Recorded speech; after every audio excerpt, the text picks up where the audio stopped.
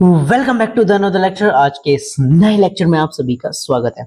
आज के इस लेक्चर में हम करने वाले हैं उपचयन और अपचयन अभिक्रिया के बारे में डिस्कशन।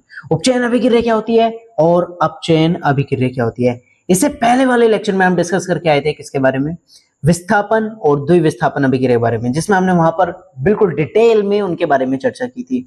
आज हम समझेंगे उपचयन और अपचयन अभिक्रिया क्या होती है। ठीक है, सबसे पहली बात, उपचयन अभिक्रिया क्या होती है। उपचयन अभिक्रिया क्या है भाई? उपचयन, ठीक है, उपचयन अभिक्रिया को इंग्लिश में ऑक्सीडेशन रिएक्शन भी कहते हैं।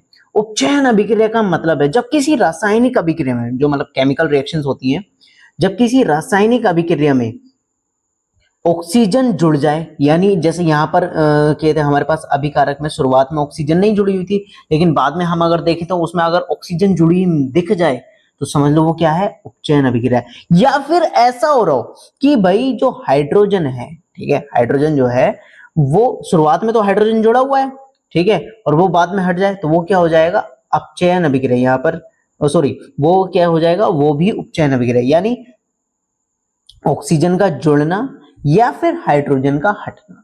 ठीक है, या तो हाइड्रोजन हट जाए या फिर ऑक्सीजन जुड़ जाए।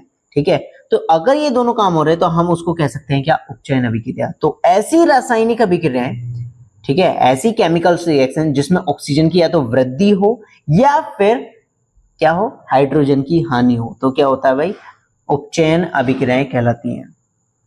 क्या कहलाती हैं? उपचयन अभिक्रियाएं कहलाती हैं। अब एग्जाम्पल देख सकते हैं, जैसे कि हमारे पास एक चाइना डिश थी, ठीक है, मतलब कॉपर था, ठीक, चाइना डिश के अंदर हमने कॉपर को लिया। कॉपर को हमने बर्नर की सहायता से, बर्नर क्या होता है, एक तरह से लैंप, एक तरह से हम कह सकते हैं गैस चूल्हा। इसमें हम क्या करते हैं, कॉपर लेते हैं, चाइना डिश के अंदर हम कॉपर लेते हैं और कॉपर को हम गर्म करते हैं। किसकी सहायता से? बर्नर की सहायता से हम उसको गर्म करते हैं। ठीक है, और गर्म करने के लिए हमें, उसको जलाने के लिए हमें किस चीज की जरूरत होती है? ऑक्सीजन की जरूरत होती है। एक तरह से हम किससे रिएक्शन करवा रहे हैं, कॉपर की ऑक्सीजन के साथ रिएक्शन करवा रहे हैं। ओके, तो जब हम इसको गर्म करते हैं, कॉपर को ऑक्सीजन के साथ रिएक्शन कराते हैं, कॉपर को जलाते हैं, तो हमारे पास कॉपर के ऊपर एक काले कलर की परत चढ़ जाती है।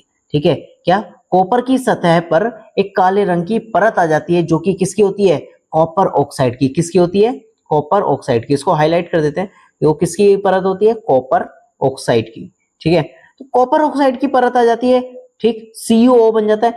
तो यहां पर समझने वाली बात थी कि कॉपर शुरुआत में अकेला था, ऑक्सीजन अलग था, दोनों को मिलाया, यानी कॉपर को हमने जलाया, और कॉपर को जब जलाया तो ऑक्सीजन जुड़ गया, यानी कॉपर ऑक्साइड बना।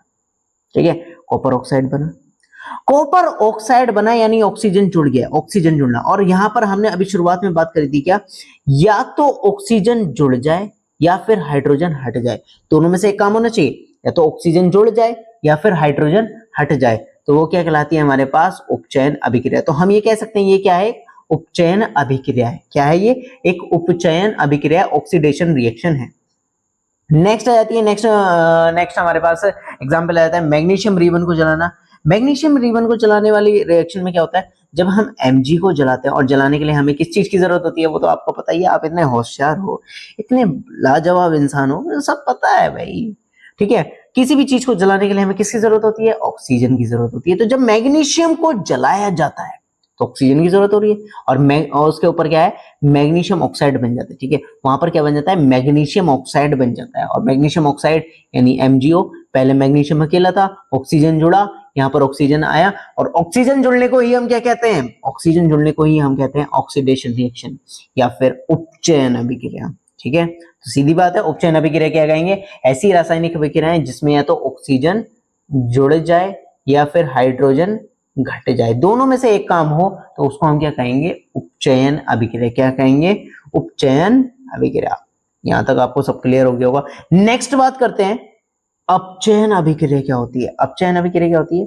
अपचयन अभिक्रिया होती है कि हाँ भाई, इसका जस्ट अपोजिट, इसका मतलब बिल्कुल कट्टर वाला दुश्मन, बिल्कुल उल्टा। ठीक है, कि हाँ भाई, जैसे एक तरफ एक चंद्रमा है, एक सूर्य है, ठीक है, दोनों ही अलग चीज है, वैसे ही उपचयन अभिक्रिया है और अपचयन अभिक्रिया जस्ट अपोजिट। कि हाँ भाई, अपचयन अभिक्रिया में क्या होता है कि अब इसमें क्या था, पहले उपचयन अभिक्रिया में कि ऑक्सीजन जुड़ रही थी, लेकिन अपचयन अभिक्रिया में अगर ऑक्सीजन घटती है, ठीक है, यहां पर ऑक्सीजन घटती है, या तो ऑक्सीजन घट जाए या फिर हाइड्रोजन जुड़ जाए। ठीक है, क्या, या तो ऑक्सीजन घट जाए यानी कम हो जाए, या फिर हाइड्रोजन जुड़ जाए, तो उसको हम क्या कहते हैं, अपचयन अभिक्रिया कहते हैं। क्या कहते हैं, अपचयन अभिक्रिया। जैसे कि यहाँ पर कॉपर ऑक्साइड था, यहाँ पर ऑक्सीजन जुड़ी हुई है, ठीक है। यहाँ पर तुमने कॉपर ऑक्साइड देखा, जब इसको हमने कहते हैं H2 हाइड्रोजन गैस के साथ रिएक्शन करवाई, तो यहाँ पर देखो कॉपर ऑक्साइड था, रिएक्शन होने के बाद यहाँ पर केवल कॉपर बचता है, और कॉपर बच रहा है तो यहाँ पर क्या बन रहा है, ऑक्सीजन हट गया। ऑक्सीजन हटने का क्या मतलब है कि ये क्या है, एक अपचयन अभिक्रिया। ऑक्सीजन ऑक्सीजन हटा है, ऑक्सीजन निकला है, ठीक है, तो वो क्या हो गया हमारे पास, अपचयन अभिक्रिया, ठीक है। तो जहां पर ऐसा तुम्हें दिखे कि हाँ भाई पहले ऑक्सीजन था और उसके बाद वो वहां से हट रहा है, जैसे कि यहाँ पर कॉपर ऑक्साइड था और कॉपर में खाली कॉपर दिखाई दे रहा है, तो ये क्या हो गई हमारे पास, अपचयन अभिक्रिया है, ठीक। लेकिन यहाँ पर तुम्हें थोड़ा सा दिमाग लगाना पड़ेगा, ठीक है। थोड़ा सा दिमाग, क्या, यहाँ पर तुम्हें खाली हाइड्रोजन दिख रहा था, दिख रहा है क्या, यहाँ पर तुम्हें खाली हाइड्रोजन दिख रहा है, लेकिन बाद में हमने देखा हाइड्रोजन के साथ ऑक्सीजन हो रहा गया, ठीक है। हमने क्या देखा, यहाँ पर ऑक्सीजन जुड़ गया, पहले हाइड्रोजन था, फिर उसके बाद क्या जुड़ गया, वो क्या बन गया, ऑक्सीजन हो रहा गया, हाइड्रोजन ऑक्साइड आ गया, ठीक है। तो ये क्या है, यानी पानी बना था, ठीक। तो ये भी क्या है हमारे पास, ये क्या होता है, जिसमें ऑक्सीजन जुड़ती है वो क्या होती है, उपचयन अभिक्रिया होती है। तो इसमें ऐसा नहीं होता कि हाँ भाई खाली एक रिएक्शन में केवल उपचयन अभिक्रिया होती है, या फिर एक रिएक्शन में केवल अपचयन अभिक्रिया। ऐसा भी होता है कि दोनों कहते हैं उपचयन अभिक्रिया और अपचयन, उपचयन और अपचयन दोनों साथ में भी हो सकते हैं, जैसे कि यहाँ पर हुआ है, कॉपर ऑक्साइड था, कॉपर ऑक्साइड पहले से कॉपर बन गया, यानी ऑक्सीजन की हानि हुई है, और ऑक्सीजन की हानि का मतलब है अपचयन अभिक्रिया। तो ये क्या है, यहाँ पर हमारे पास अपचयन हुआ है। वहीं यहाँ पर हाइड्रोजन था, हाइड्रोजन से हाइड्रोजन ऑक्साइड बनाए, यानी पानी बनाए, और तो ये क्या हो गया हमारे पास, ऑक्सीजन जुड़ा है, और ऑक्सीजन जुड़ना क्या कहलाता है, उपचयन अभिक्रिया कहलाता है, यानी ऑक्सीडेशन रिएक्शन।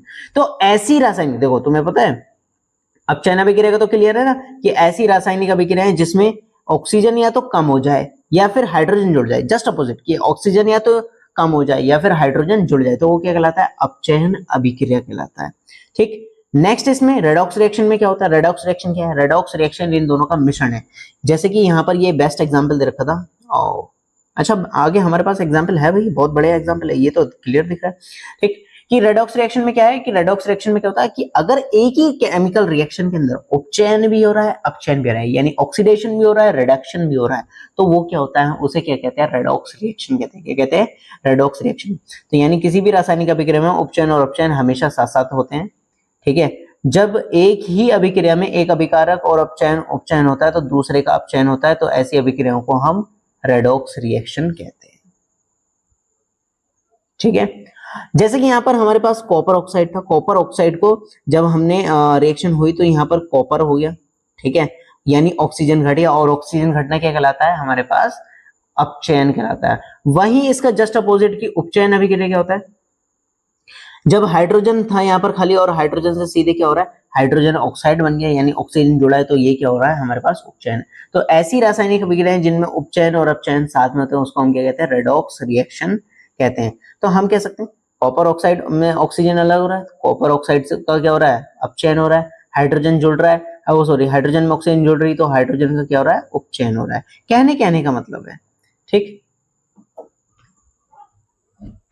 कुछ और भी मैं एग्जांपल है, जैसे यहाँ पर हमारे पास क्या है, यहाँ पर हम देख सकते हैं किसका अपचयन हो रहा है, किसका नहीं हो रहा है, देखते हैं। जैसे जिंक ऑक्साइड था, जिंक ऑक्साइड पहले जिंक ऑक्साइड से जिंक बना, ठीक है, तो यानी ऑक्सीजन की कमी हुई है, तो इसमें क्या हुआ है, जिंक का क्या हुआ है, जिंक ऑक्साइड का अपचयन हो रहा है, जिंक ऑक्साइड का क्या हो रहा है, अपचयन हो रहा है, आर से रिप्रेजेंट कर दिया।